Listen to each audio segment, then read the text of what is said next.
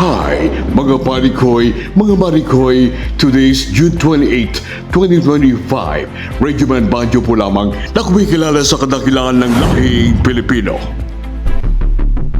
Sa giyera ng bansang Israel at Iran ngayon, nagdulot ng pangamba sa maraming bansa sa buong mundo ang pakikialam ng Amerika sa nasabing giyera.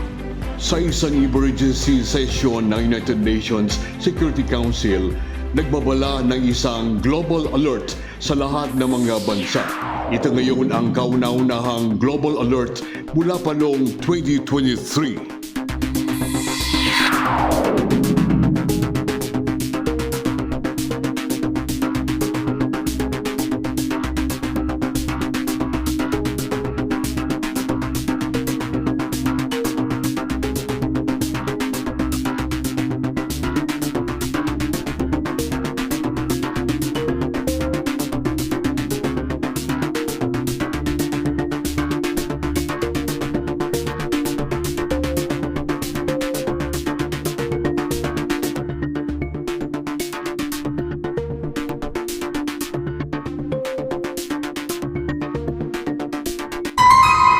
Samantala, naglabas naman ng advisory ang Embahada ng Pilipinas na shelter in place sa mga migrant workers na apektado sa nasabing giyera.